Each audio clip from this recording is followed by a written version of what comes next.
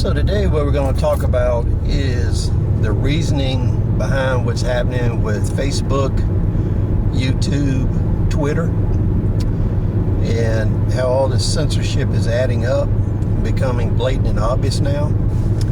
Roberto Blake did a video last week or the week before, and he talked about algorithms and the basis of all the decisions YouTube and these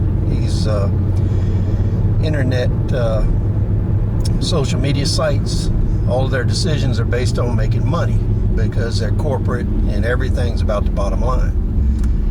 And I wrote a response back to him disagreeing. And basically he wrote back that corporations are ruled by the bottom line. This actually is not the case. When you look at what's going on right now, YouTube does not have enough content to serve ads against.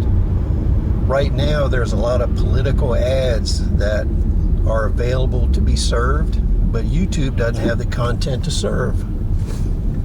So what happened is, with last week and the week before, when they cut all the conspiracy sites, the Q sites, and a lot of the conservative sites, and they cut all activity that was based upon Joe Biden and his scandal and the Hunter Biden scandals.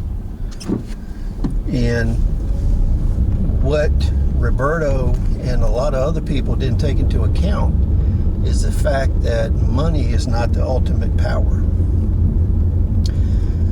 Very rarely in public do you ever hear people talk about ultimate power. And what happens is there's another tier above the people with all the money, the 1% everybody talks about.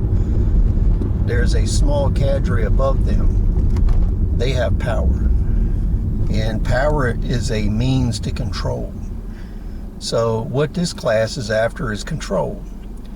And they pretty much dictate to the money class what to do, what the boundaries are.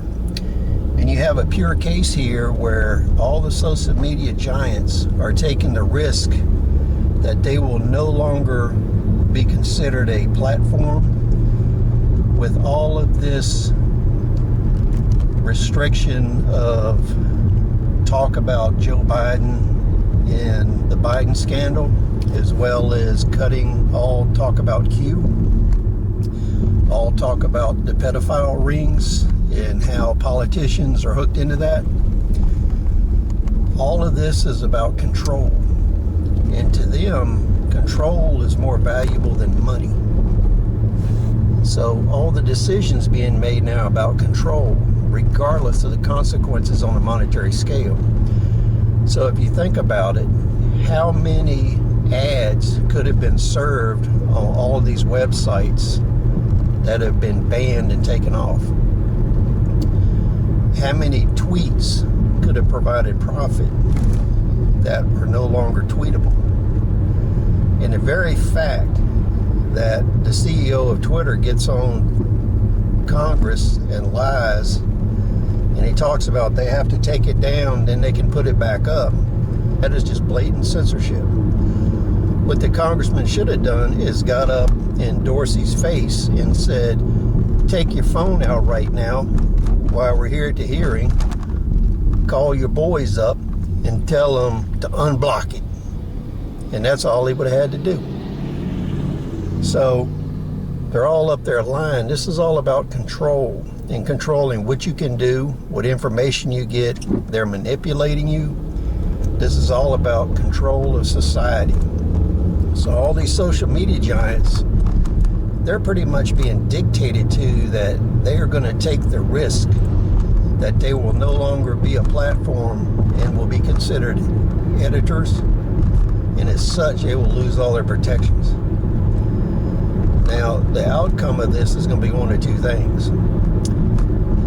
Either the Republicans win and social media is broken up and they no longer can exhibit a force or a large service to the Democrats and to world government. Because the other thing here people don't realize is they're all beholden to the Chinese government. The Chinese government's invested in them. They're invested in Hollywood.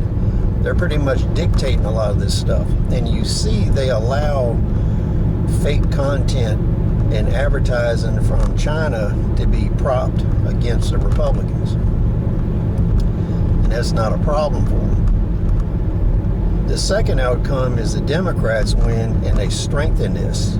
But what happens is this degenerates down into a battle for control. Because the social media giants, they have a internationalist mindset similar to the Democrats, but it becomes a question of who's going to be in control, the corporations or the government. So please rate, subscribe, comment, tell me what you think. We'll see you on the next video.